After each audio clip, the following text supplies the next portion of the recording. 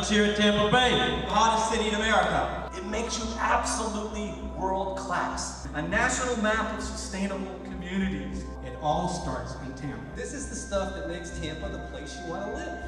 For the win. Hi guys, I'm Michael LaPlante. I'm here to talk to you about Startup Weekend. How many people have heard about Startup Weekend? Alright, that's good enough. So we're not an event, but we're a movement. You can find us at Startup Tampa on Twitter. My personal Twitter is @LaPlanteWebDev. So you may be asking yourself, for those who don't know, what is Startup Weekend? Startup Weekend is one of the leading catalysts for startup creation and entrepreneurial education around the world. Think about that. We're here in Tampa. We have so many great entrepreneurs. Perfect place for it. So our mission, we're here to inspire and to educate entrepreneurs, to motivate and to give them the best networking opportunities that exist. And at the end, they can create a successful business. So in 5 short years, we've helped educate and inspire over 100,000 entrepreneurs. We're in over 107 countries participate in our weekend-long events. So we're all about inspiration. But Startup Weekend is not about winning the competition. It's about meeting people and being inspired by their creativity, by their strengths in their mind, by learning from those who are successful business leaders. So what happens at a Startup Weekend, you ask? Well, you pitch your ideas on a Friday night. And from those ideas, you organically form teams based on a populist vote. From there, it's a 54-hour crazy frenzy. You build a business plan, you get market validation, you develop an app or a website or whatever you may be doing. And at the end, you pitch to a panel of local entrepreneurial leaders, and you're just trying to pitch them your best idea, see if you can get investment. But Startup Weekend, it's not about creating the startups. It's about creating lasting relationships and building your personal network to better yourself as an individual, because you're all about bettering yourself. But Startup Weekend's also about having fun. You're learning something new. I mean, I've attended, and I've obviously learned something new, and you're taking the next step into entrepreneurship.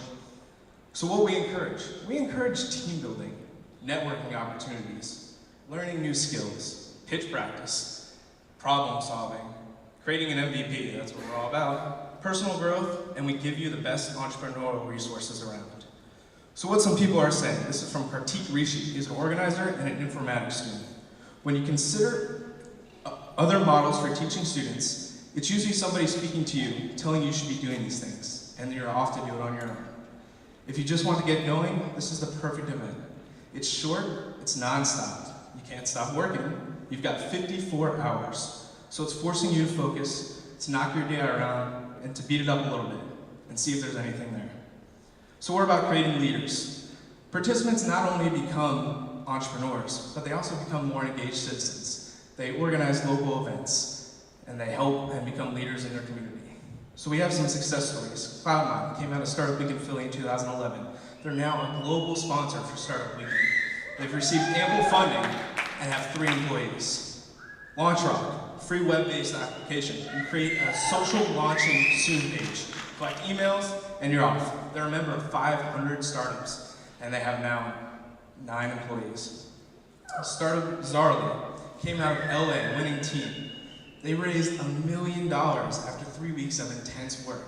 They now have an iPhone app, Android app, web app, and it's like better, pretty Craigslist. So Startup Weekend alumni is Food Spotting. They're an app for finding and sharing dishes at restaurants. How many people have used Food Spotting? There's gotta be some people out there. Awesome.